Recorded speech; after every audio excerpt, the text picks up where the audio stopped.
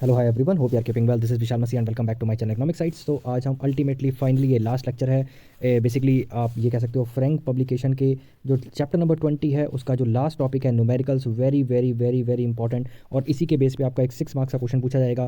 Basically ये जो starting के क्वेश्चन है ये क्वेश्चन नहीं आएंगे आपके, लेकिन this question will make your base for your upcoming question. तो इसलिए आपको ध्यान से पढ़ना है, इसको अच्छे समझना है। और बेसिकली इसमें जो छोटे छोटे कंसेप्ट्स हैं आपके, जो आप आगे चल के बड़े क्वेश्चन से भूलोगे नहीं, वो आपके स्मॉलर प्रॉब्लम्स में आपके कवर करा दिए जाएंगे। तो चलिए स्टार्ट करते हैं with a positive mood and please do like the lecture and do comment. Okay, like जरूर करके जाइएगा। तो चलिए स्टार्ट करते हैं। यहाँ पे देखो कंपनसेशन ऑफ एम्प्लॉयज़ पूछा गया है। तो कंपनसेशन ऑफ एम्प्लॉयज़, देखिए कंपनसेशन एम्प्लॉयज़ को कैसे कैसे कंपनसेशन दी जा सकती है कंपनीज द्वारा। तो हमारा आता है value of the free medical services, बिल्कुल आएगी 20 हमारा काउंट होगा। Value of the rent accommodation, मतलब अगर आपको HRA वगैरह रेंट प्रोवाइड किया जाता है एम्प्लॉय का, क्या वो भी कंपनसेशन है? बिल्कुल कंपनसेशन है। वेजेस एंड सैलरी तो हमारा बिल्कुल आप कह सकते हो प्राइम एक तरह का है, कंपनसेशन में आ जाता है। Okay, this is a very very basic and this is very very common basically. ठीक है, बोनस भी आपको मिलता है। देखिए, अब कई बच्चे बोलेंगे सर बोनस कैसे हो सकता है। देखिए, बहुत सारी कंपनीज क्या करती हैं, हर हर मंथ में सैलरी में से कुछ पार्ट जो है बोनस के लिए काट लेती हैं। तो दिवाली आपको पता है जो है बोनस जो है ऑफर किया जाता है मोस्टली कंपनीज़ में। ठीक है, ऑलमोस्ट सारी कंपनीज़ में। तो हर साल मतलब 12 महीने हो जाते हैं, तो हर महीने का क्या करते हैं ये सैलरी में से कुछ पोर्शन काट लेते हैं। ठीक है, तो वो एक एक सैलरी आपका ऐसा बोनस मिल जाती है। तो दिवाली पे आपको फिर एक सैलरी प्लस बोनस मिलता है, तो 2 सैलरीज हो जाती हैं। तो कायदे तो वो भी आपकी पार्ट ऑफ द सैलरी ही है, तो ये आपकी कंपनसेशन ही है, right. It will come under the compensation of employees only.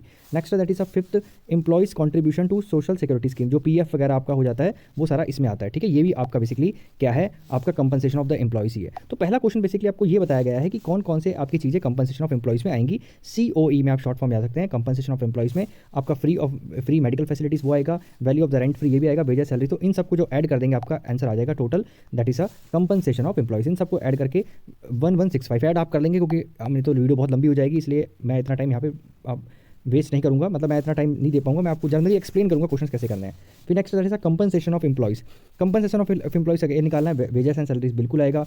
Employees contribution to security scheme बिल्कुल आएगा ये। ठीक है, value of the free medical facilities of employees बिल्कुल आएगा। बोनस तो मैंने ऑलरेडी बता दिया। अब देखो बहुत जाने कंफ्यूज हो जाएंगे, आप इसको भी ऐड कर लोगे क्योंकि ये ऑलरेडी इसमें इंक्लूडेड है, क्योंकि सोशल सिक्योरिटी स्कीम के अंडर ही आपका PF आता है। ध्यान रखना, PF आपका इसी के अंडर आता है। ठीक है, तो अगर आपको अलग से PF दिया होगा तो आप नहीं लेंगे, जो ऑलरेडी आपका सोशल सिक्योरिटी स्कीम है उसके अंडर ही आपका क्या आता है, बेसिकली PF आ जाता है। और इसमें कुछ इंश्योरेंस की पॉलिसीज भी आ जाती हैं। ठीक है, तो ध्यान रखना ये PF ऑलरेडी इसका पार्ट है, तो आप इसको ऐड नहीं करेंगे। बाकी इन चारों को आप ऐड कर देंगे, आपका राइट आंसर आ जाएगा। ठीक है, जो होगा आपका 540 करोड़ आप ऐड कर सकते हैं।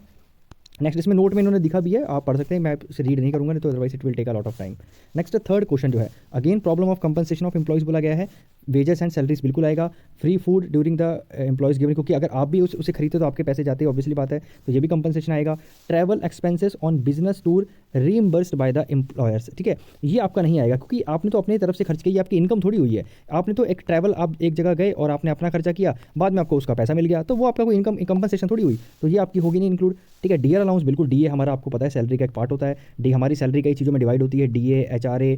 ठीक है, तो हमारा जो डीआर अलाउंसेंस है वो सब हमारा पार्ट ऑफ द सैलरी होता है, तो ये भी हमारा जो है फोर्थ वाला हमारा बिल्कुल ऐड होगा। नेक्स्ट मतलब पार्ट ऑफ द सैलरीज यहाँ पे इसमें कंफ्यूज मत हो जाना, DA अलग से ऐड होता है, ध्यान रखना। ठीक है, नेक्स्ट दैट इज मतलब सैलरी के साथ इंक्लूड होता है, ध्यान रखना। Compensation in paid to the sales staff, ये बिल्कुल होगा, क्योंकि यहाँ पे आपको पे किया जा रहा है। ठीक है, कमीशन पे हो रही है। इंटरेस्ट फ्री लोन, देखिए इंटरेस्ट फ्री का कोई आपकी कोई कमाई नहीं है, कंपनसेशन नहीं है। आपको प्रॉपर लोन देना है, बस इंटरेस्ट आपको नहीं देना पड़ रहा है, तो उसमें कोई आपकी कोई कंपनसेशन थोड़ी, आपको कोई इनकम थोड़ी हो रही है। ठीक है, तो कायदे से आपको सिर्फ 2 चीज़ें आपको जो छोड़नी है, दैट इज 6th और 3rd। ठीक है, 6th और 3rd आपको नहीं मिलेगा, बाकी चारों चीज़ें आप ऐड करके क्या निकाल देंगे, आंसर निकाल देंगे, दैट इज 440 करोड़।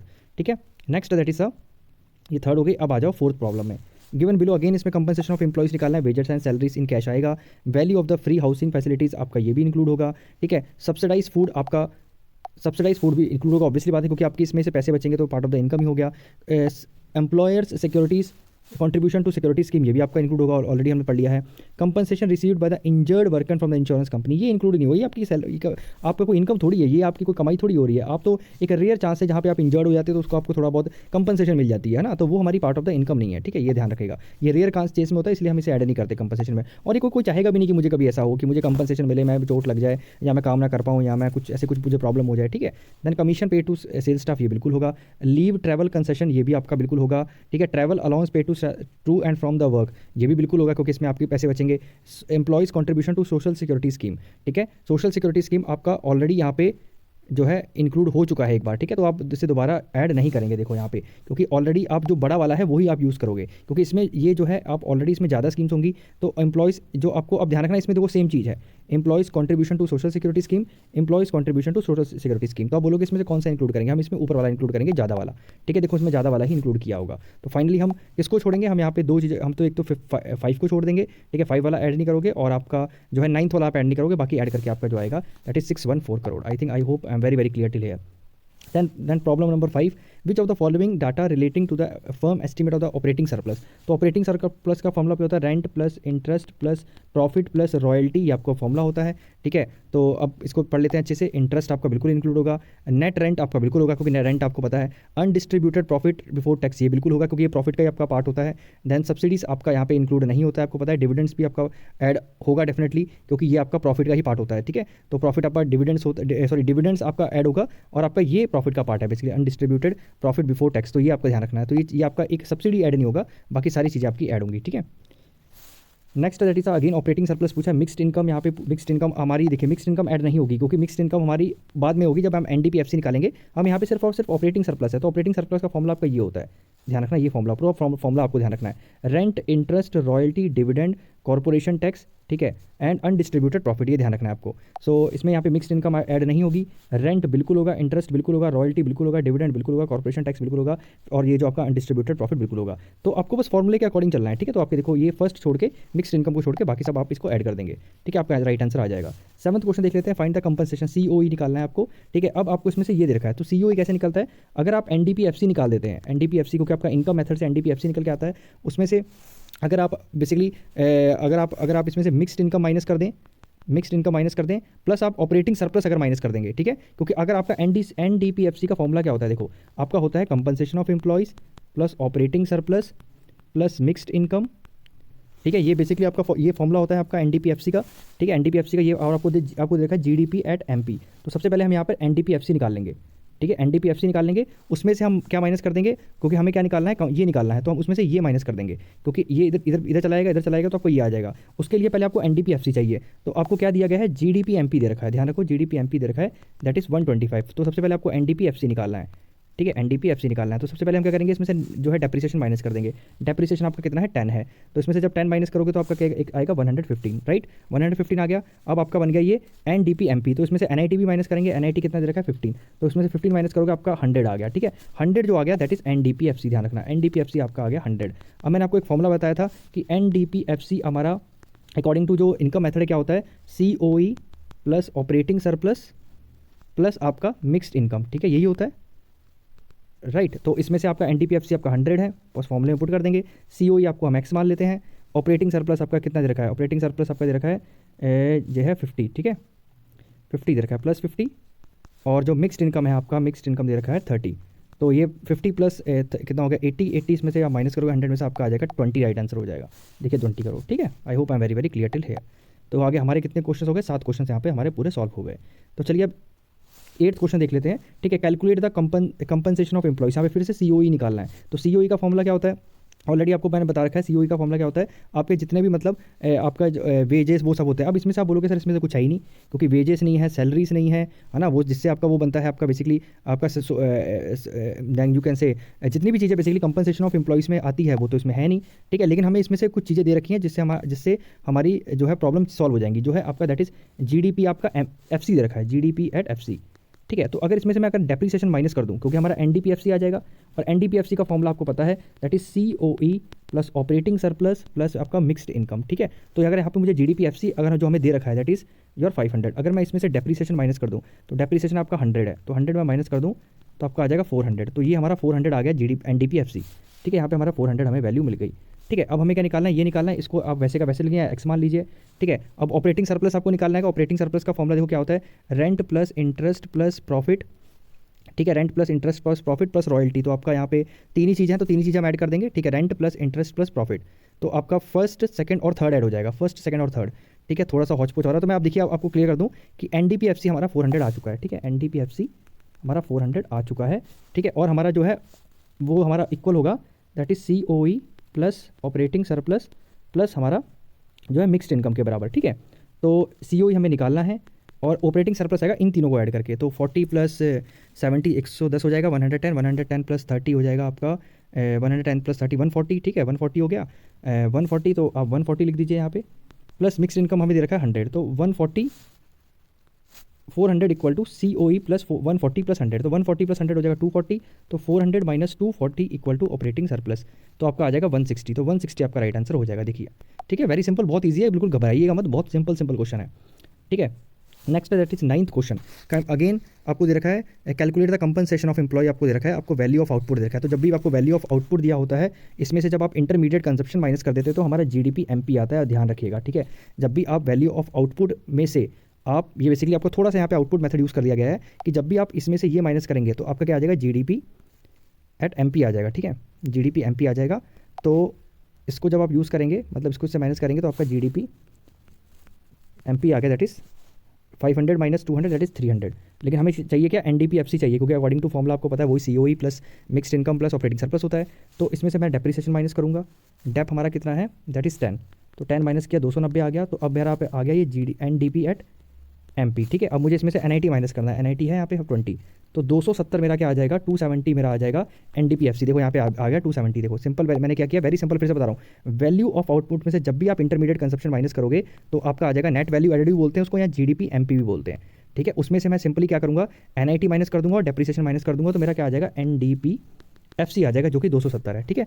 270 यहाँ तक क्लियर हो गया। अब मुझे एनडीपीएफसी मुझे पता है जब, तो मैं सिंपली ये वाला फॉर्मूला ऐड करूँगा, COE plus operating surplus mixed income, ठीक है। तो ये हमारा 270 आया था, और सीओई हमारा जो है सीओई है हमारा, यहाँ पे हमें निकालना ही है, सॉरी, ठीक है। और ओएस हमारा दे रखा है, ऑपरेटिंग सरप्लस देखा है, जो कि आपका ऐड आएगा rent plus profit plus interest, ये चीज़ ऐड आएगी। और भी देख लेते हैं कुछ चीज़ मिसिंग तो नहीं, तो ये 200 हो गया, ठीक है। प्लस मिक्स्ड इनकम हमें दे रखी है, कितनी दे रखी है, मिक्स्ड इनकम यहाँ पे दे रखी है, इंटरमीडिएट कंजप्शन आपको मिक्स्ड इनकम यहाँ पे नहीं दे रखी है, सिंपल, तो अब मिक्स्ड इनकम दी नहीं है तो कोई ज़रूरत ही नहीं है। तो 270 में माइनस हमारा ये आपका 150 प्लस वो हमारा जो 200 हो जाएगा, that is 70 only, 70 lakh crore. फिर से बता रहा हूँ, बहुत सिंपल है, एनडीपीएफसी हमारा आ चुका था 270, है ना, ठीक है, जो कि हमारा होता है सीओई प्लस हमारा sorry NDPFC equal to COE plus operating surplus plus mixed income के बराबर होता है, ठीक है। ये हमारा 270 था, ये हमें निकालना है, सेक्स मान लेते हैं, ठीक है। ऑपरेटिंग सरप्लस हमारा ये हो गया 150 प्लस 50 हो गया, हमारे पास यही है, बाकी चीज़ें दी नहीं है, रॉयल्टी वगैरह तो छोड़ दो। तो हमारा कितना हो गया, 150 प्लस 50 200 हो गया, ठीक है। मिक्स्ड इनकम का हमको दी नहीं है तो इसको जीरो मान लेते, खत्म कहानी इसकी। इसमें से माइनस करोगे एक्स, तो हमारा 70 हमारा लाख करोड़ आ गया, जो भी हमें जितने में भी दिया हुआ है। तो आई होप यहाँ तक आपको चीज़ें क्लियर हो गई होंगी, बहुत अच्छे से क्लियर हो गई होंगी। तो 9 क्वेश्चन यहाँ पे हमारे सॉल्व हो जाते हैं। Now come to the 10th question. 10th question में देखो क्या है, on the basis of the information given below calculate the income method by the value added और द नेट एडेड। बहुत ईजी क्वेश्चन है, बहुत सिंपल क्वेश्चन है। बहुत बच्चे देखो, नेट वैल्यू एडेड बेसिकली या वैल्यू एडेड मेथड या नेट वैल्यू एडेड एक ही बात है, ठीक है। बेसिकली नेट में हमारा डेप्रिसिएशन नहीं होता है, ठीक है, वेरी सिंपल।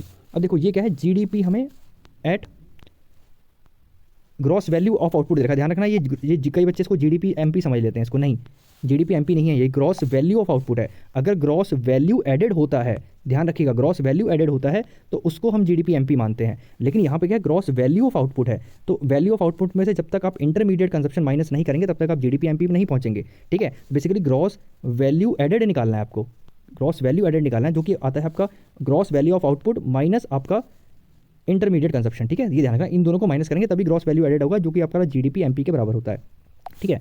तो जीडीपी एमपी आपका आएगा, इसमें से माइनस करो 15,500 में से हम ये माइनस करेंगे 4,800, ठीक है। तो हमारा जीडीपी एमपी आ जाएगा। अब जीडीपी एमपी आ गया तो उसमें से आपको क्या, अब जीडीपी एमपी आ गया तो वेरी सिंपल, अब इसमें से आप क्या करेंगे, आपको क्या निकालना है, आपको निकालना है यहाँ पे नेशनल इनकम एनएनपीएफसी निकालना है, ठीक है। तो आपका जब जीडीपी एमपी आ गया, ठीक है, वो कितना है हमारा 15,500 और 4, हाँ ठीक है, ये आ गया हमारा 15,500 सॉरी, ठीक है, 15,500 माइनस 400। अब इसमें से आपको डेप भी माइनस करना पड़ेगा, तभी आप एन में पहुंचेंगे, तो डेप भी माइनस कर देते हैं।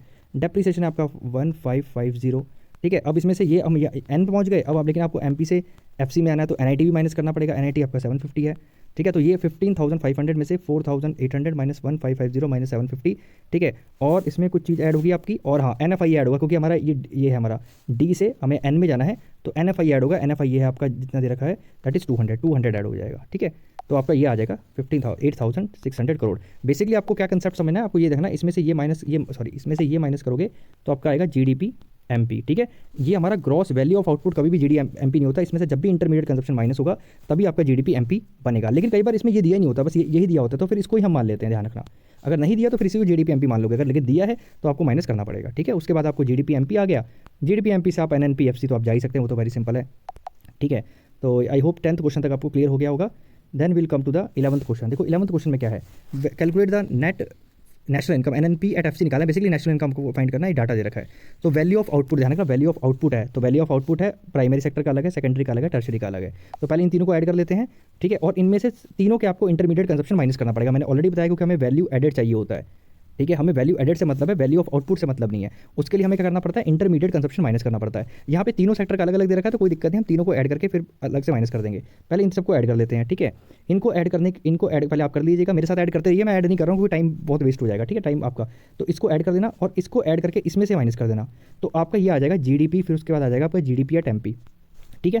इतना समझ में आ गया। इसको प्लस करने के बाद इसको प्लस करने के बाद फिर दोनों को माइनस करना है, ठीक है। वो आपका GDP MP आ गया। GDP MP के बाद आपको यहाँ से डेप्रिसिएशन माइनस करना है, तो आपका NDP FC आ जाएगा। मतलब इसको प्लस करके माइनस करने के बाद आपको क्या करना पड़ेगा, डेप्रिसिएशन को माइनस करना पड़ेगा, तो आपका NDP MP आ जाएगा। फिर आपको NFI ऐड करना पड़ेगा, यहाँ पे देखो -15 है, ठीक है। तो आप प्लस और -15 करेंगे तो -15 ही आएगा, टेंशन मत लीजिएगा, ठीक है। देखो मैं आपको बताता हूँ, देखो सबसे पहले इसको इन्होंने प्लस किया, इसको इससे प्लस किया, इसमें से माइनस कर दिया, ठीक है।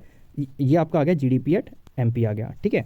GDP एट MP आ गया। GDP MP करने के बाद आप क्या करेंगे, डेप्रिसिएशन को माइनस करेंगे, मतलब 20 माइनस करेंगे इसमें से, तो आपका आ जाएगा NDP एट MP। फिर इसमें NFI ऐड करेंगे जो कि प्लस है, तो आपका अल्टीमेटली माइनस ही हो जाएगा, तब आपका आ जाएगा NNP एट MP। उसके बाद आप NIT माइनस कर देंगे, -25 कर देंगे, ठीक है।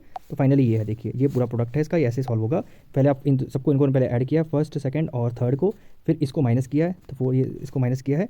उसके बाद 6th वाला जो है NIT आपको माइनस ही करना है, ऑब्वियसली बात है, आपको डेप भी माइनस करना है, और प्लस वाला जो है लास्ट में इन्होंने कर दिया, ठीक है। अब ये प्लस देखो, प्लस -15 है, तो अल्टीमेटली माइनस ही होगा, तो उसमें टेंशन मत लीजिएगा, ठीक है। वैसे NFI प्लस होता है आपका, क्योंकि आपको डोमेस्टिक से नेशनल में आना है, लेकिन यहाँ पे माइनस है तो अल्टीमेटली वो माइनस ही हो जाएगा, ठीक है। तो ये से आ जाएगा, फिर से बता रहा हूँ, पहले इनको ऐड कीजिएगा, इसको करिएगा तो आपका GDP MP आ जाएगा, ठीक है। यही भेज दीजिएगा, यहाँ ये समझ जाते हैं तो उसके बाद ये तो आप कर ही लेंगे, ठीक है। आई होप आपको यहाँ तक बिल्कुल क्लियर होगा। अब मैं इस वीडियो में क्वेश्चन नंबर 11 तक ही कर पाऊंगा, करेंगे, because otherwise it will become very long. Next part में मैं आपको बाकी क्वेश्चन कराऊंगा। So thank you so much, God bless you, and please do like the lectures.